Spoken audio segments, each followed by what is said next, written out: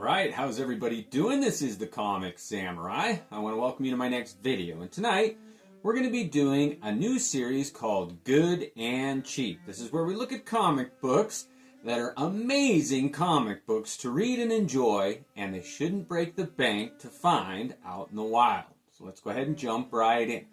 First up, we got this DC Comics Presents number 33, and it features a very early meeting between Superman and Captain Marvel, or Shazam. Now, I believe that this might be their second meeting. At the very latest, it's their third. I know they met the first time in a Justice League of America, and the Golden Age Superman and a version of Captain Marvel met in an All-Star comic. But they do meet here, and an interesting note about this cover is if you see on the bottom there, they have the letters of Jesus written out on the bottom, like these two might be savior type figures. I just thought that was interesting. They had to have done that on purpose, include those letters. In any event, the story involves those two characters interacting, and the villain of the story, one of them, is Mr. Mxyzptlk. That's how I always said it. I'm always curious to see how other people say that imp from the fifth dimension's name. But anyway, Mr. Mxyzptlk switches their bodies and powers. So Superman is inhabiting Captain Marvel's costume and vice versa.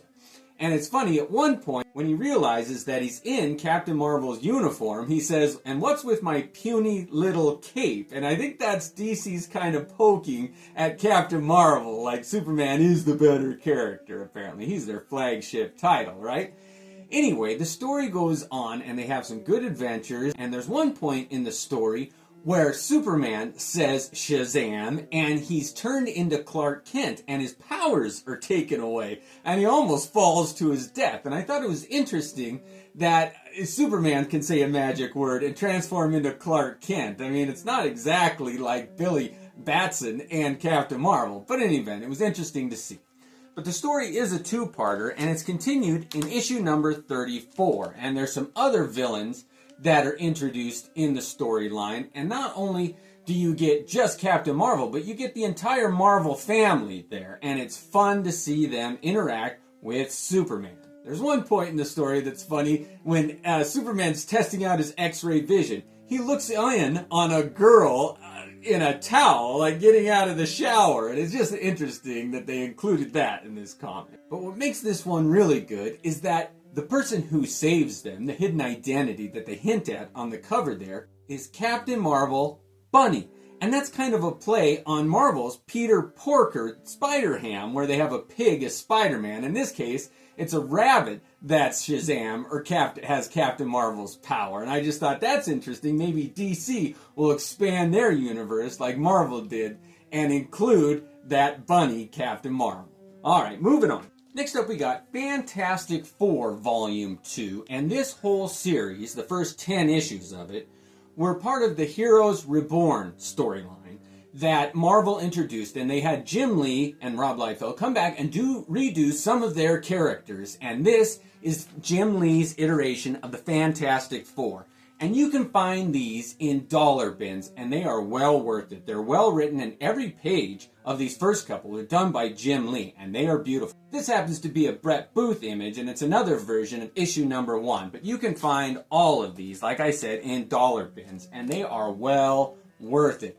Beautiful covers, beautiful interiors, a pretty decent story, but I gotta caution you to probably only stick with the first 10 issues. After that, some other people took over, and I know Ron Lim was involved, and he's decent, but the quality of the story really dropped off after that. This is issue number 4 here, and I just think it's a beautiful cover with the Black Panther in the center there. All of these are great examples of beautiful art and well done, and I did a review of these, and I wasn't going to include them in this, but somebody sent me a message and said they just found the whole run in a dollar bin, and somebody else said, yeah, I found the whole collection for $20, all 12 issues. That's less than cover price. And to see images like this, done by Jim Lee at the height of his popularity, I just thought that was amazing. This one is one of my favorite covers of all time. It's a Brett Booth, but the colors on it. I love his iteration of Wolverine.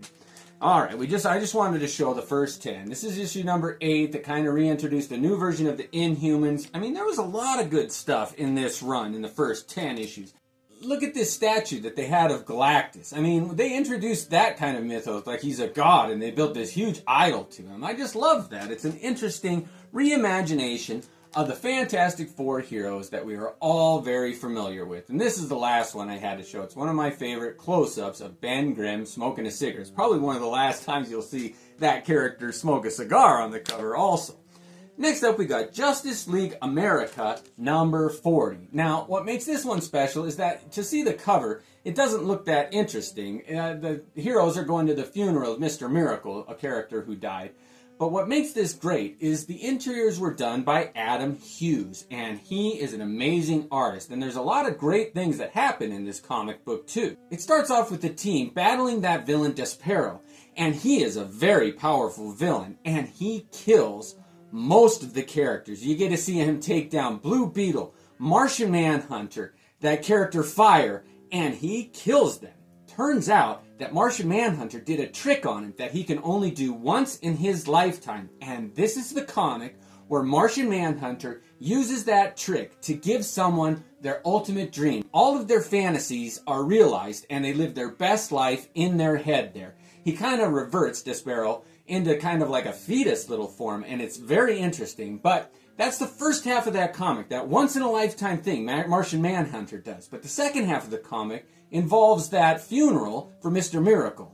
And Adam Hughes draws a character that looks almost exactly like Jack Kirby. It was supposed to be him. He created Mr. Miracle, presiding over the funeral as a priest. And it's just interesting to see Jack Kirby make an appearance in a comic. But you also get to see Bruce Wayne deal with grief and Guy Gardner. And it's interesting how they dealt with it. It's not what I expected. This is a well-written comic book. I enjoyed every page, and the art is amazing. Pick this one up if you see it. It's amazing.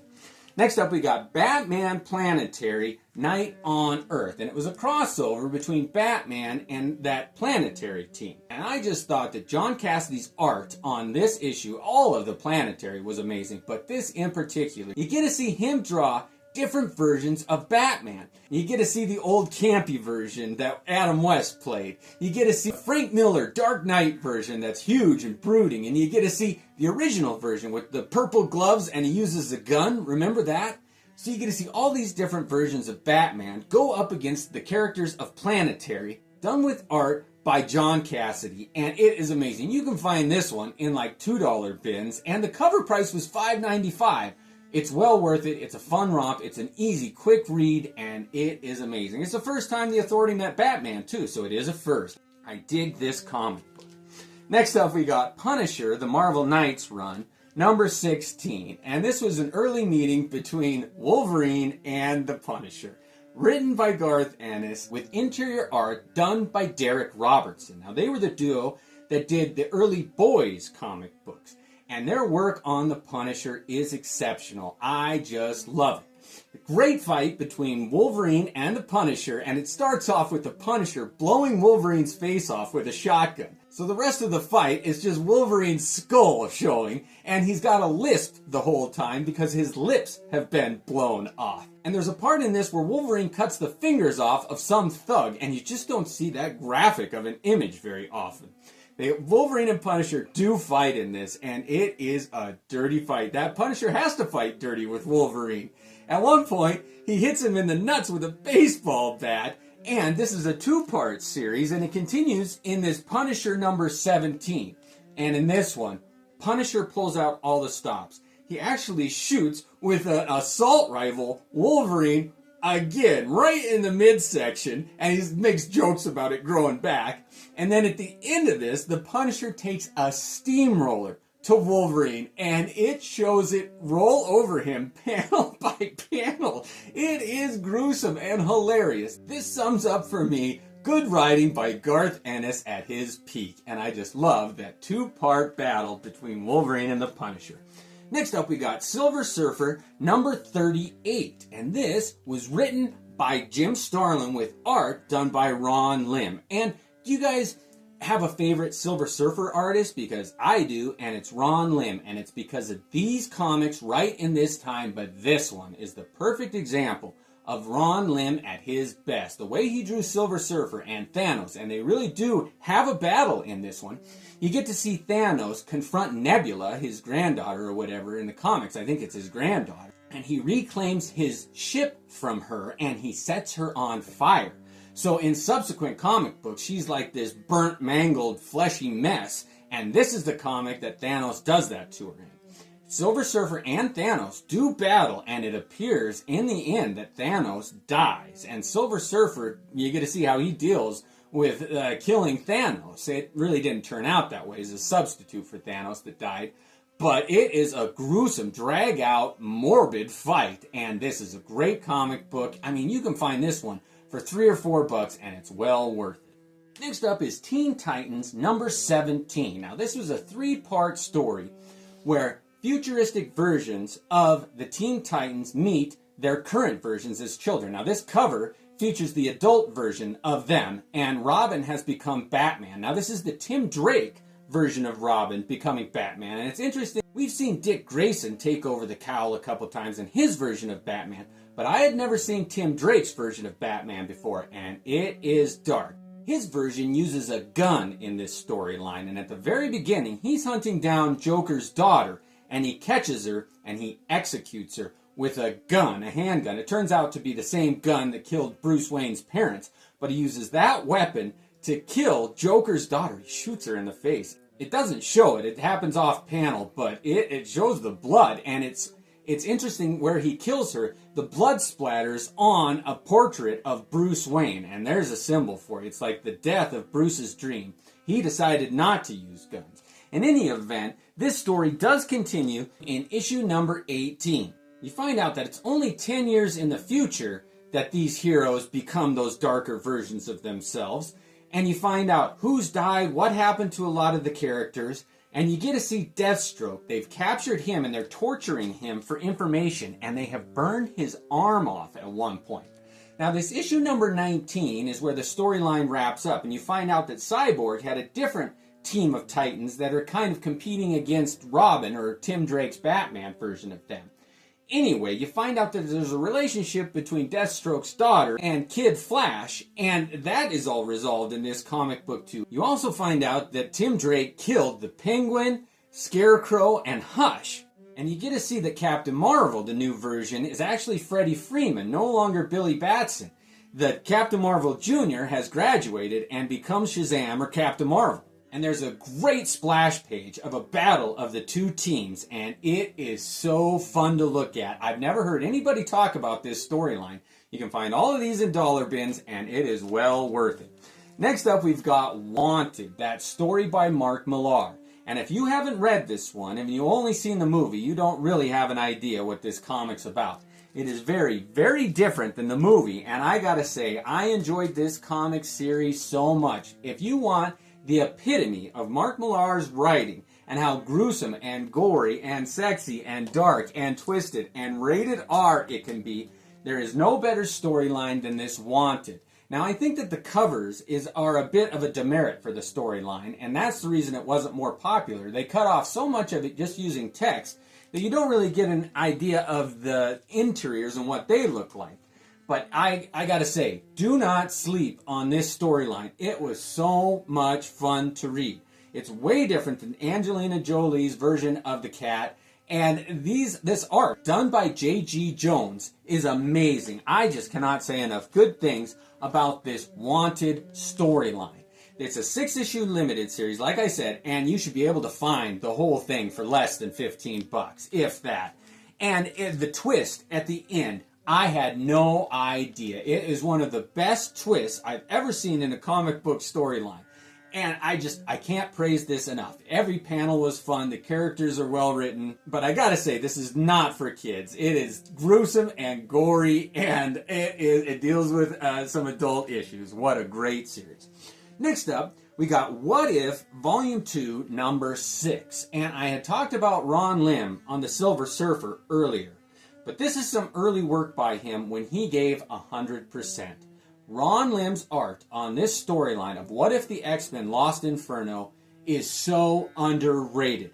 Every panel is breathtaking. His version of Doctor Strange with an eye patch just blew me away. Some of the visuals of Wolverine having gone all the way to the dark side is scary. It really does say, what if Wolverine lost control and gave in to his animalistic side? And it is gruesome. I have never seen a darker version than him.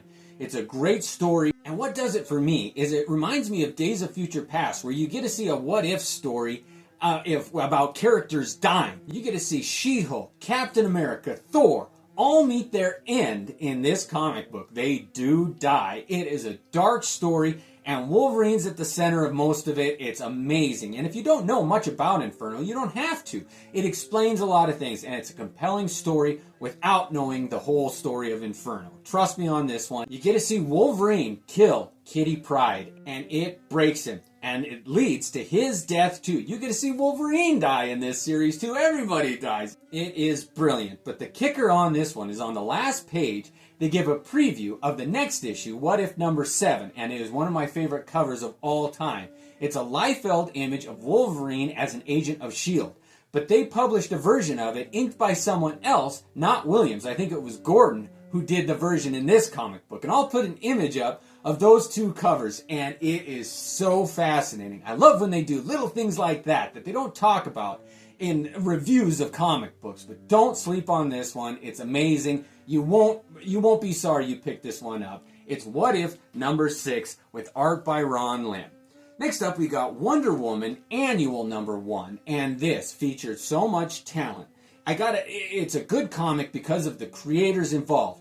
Brian Bolland, Art Adams, George Perez, John Bolton, and many others all contribute to this. It's a great comic book. It's beautiful. I don't know why it's not more popular and it's not more valuable, but you can find this one in dollar bins, and every page is breathtaking. If you like Wonder Woman and you like George Perez, Art Adams, or any of those other creators that I named, get this comic book. It's amazing.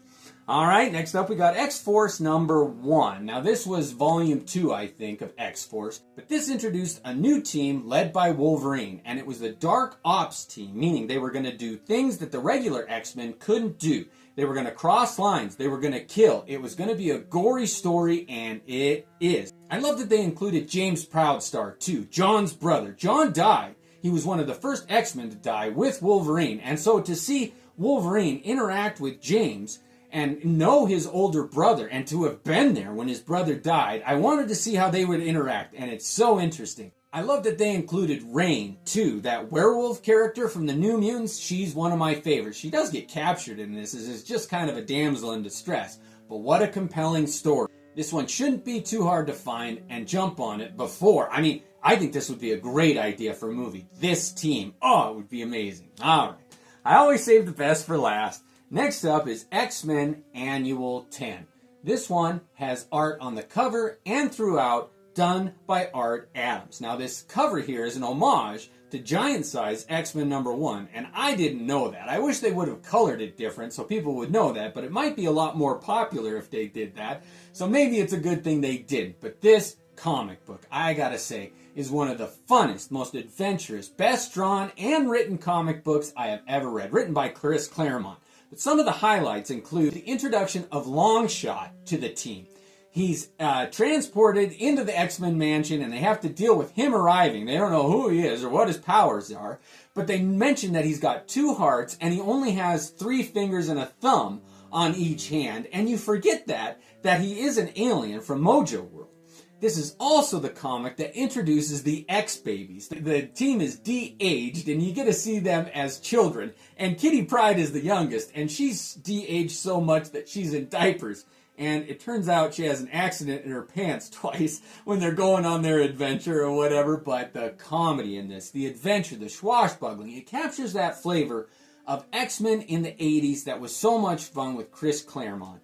But I gotta say, the shining star of this comic book is the art done by Art Adams. It truly is something to see. I can't believe that this comic book is as inexpensive as it is. You should be able to find it for less than $12. Easy. And to see some of the images drawn by Art Adams of Wolverine, and especially Storm. His version of Storm is my favorite. I just can't say enough good things about it. It's a fun comic. It's good. and it's cheap. Well, thank you for joining me tonight. I hope you got some ideas of comics you want to look for. Let me know what your favorite comic books are that are affordable. Thanks again and have a great night.